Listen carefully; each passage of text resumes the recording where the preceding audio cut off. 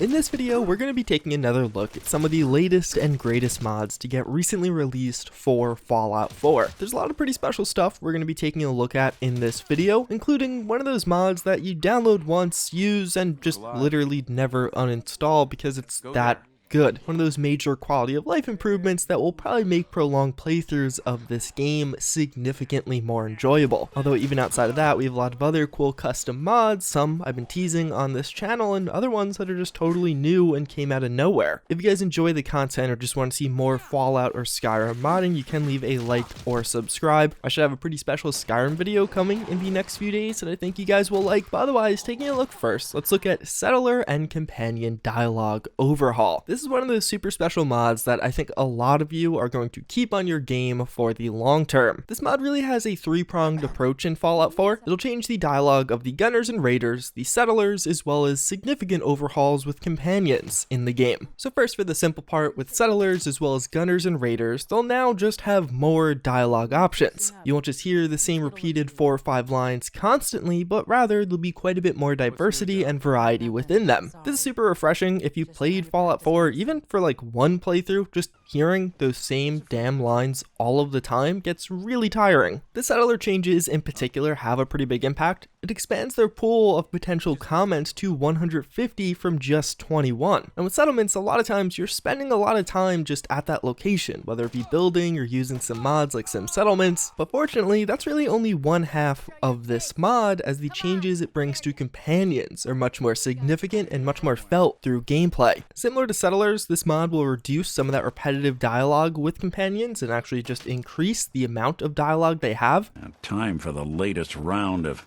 our Nick sealant still working. It has a built-in delay system, so at times when you hear a companion say a certain line, there'll be a fixed delay before that companion will say it again. So those off-the-cuff comments they make from time to time will now A, be different because they have more options to choose from, but B, they won't make the same ones nearly as often. And for some, they actually will only say it once, such as the comments they make while you're looting or crafting. They'll say it the first time you do that, but then after that, they won't say it again, and that is in and of itself a really nice change to this game. But even further, one of the other really cool parts about this is the additional options with companions. Now, several companions will actually have side quests they can give you. These are very simple. Typically go here and take down these enemies, mostly just because whoever that companion was doesn't like them, but it's nice. It gives you something else to do, a unique and cool interaction. But even further, again, there also is a ton of new custom dialogue added in.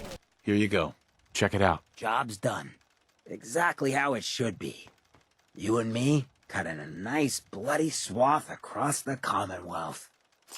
That's one of those things you gotta be wary of. New custom dialogue to existing characters could be done very wrong, but this mod doesn't do that. It actually gets it right, because it actually just uses some of the existing dialogue in game. In some cases, it'll repurpose dialogue from other interactions and apply it here, combining pieces of past dialogue into now one new line, or even incorporating cut content. And one of my favorite parts of this one is now companions will have unique dialogue pertinent to whatever situation you're currently in.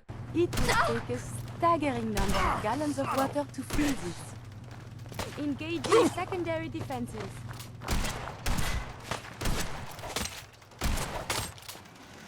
Always wanted my own fortress.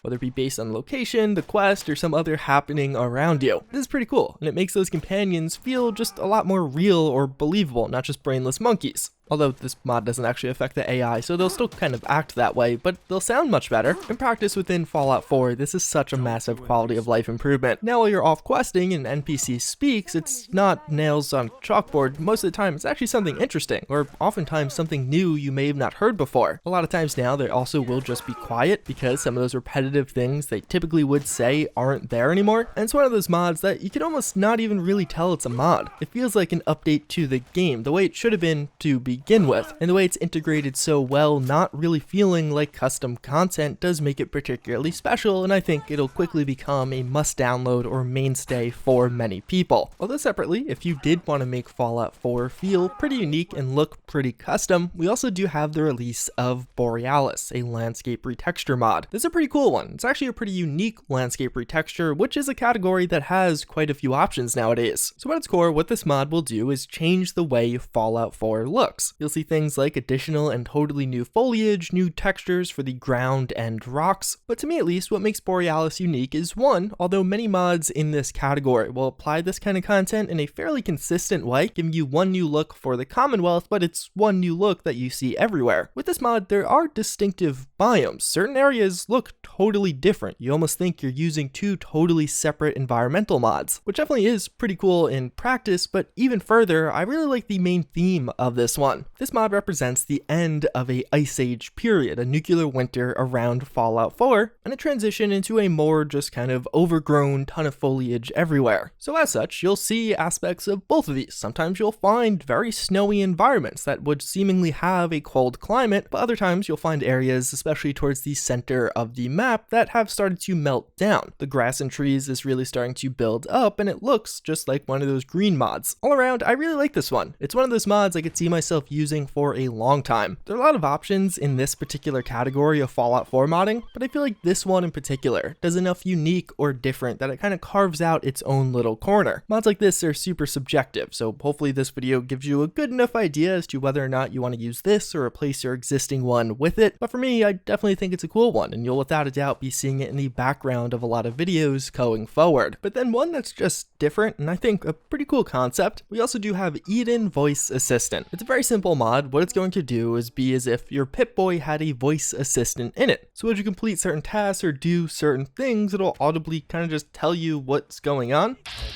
Entering killing mode. Mission set is active. Mission deactivated. Mission set is active. Mission deactivated. Holotape inserted. Entering killing mode. Entering killing mode. Critical damage available. Critical damage has been executed. New location discovered. It's one of those mods that I think describing or even just hearing it in a rapid style fashion in this video is a bad way to cover it. Even initially when I was testing this out, I was like, this is kind of weird. I don't know how much I like it. But via natural use, it actually is a lot cooler. It's just kind of satisfying when you complete a quest to hear quests completed, or as you're selecting or deselecting some of those quests to hear the voice assistant report that. So if you're even on the fence or if you think it's even a somewhat cool idea, I really recommend downloading it and just giving it a try for yourself, because again, I think it's one of those ones that isn't great for videos, but it is pretty cool in practice. But then we actually have an update to an old mod, that with Fallout Commander. I covered this mod several times on the channel over the years, but just recently it had its 3.0 version release, which is actually basically a ground up rebuild of the entire mod. With Fallout Commander, the basic idea is you could actually hire a squad or several squads to follow you and support you in your travels. With this most recent update, there's several changes to how exactly that will work. In the past, when you did this, you would call in kind of a group of other people, but now it's actually broken down to individual NPCs. Like for example, you could call in a bunch of gunner mercenaries that does have a certain cost associated with it, and they will follow you around and fight your battles with you. There's also a variety of customization options as far as how they'll act, if they'll fire on sight, how many enemies they'll take down, but even further, the particularly cool part about this, separately, you could actually call in reinforcements after hitting milestones with certain factions. So you could view it as an additional benefit of joining one of the existing factions in-game. With this update, several new ones were added, including those gunners I showed you previously, but also the Children of Adam and Nuka World Raiders.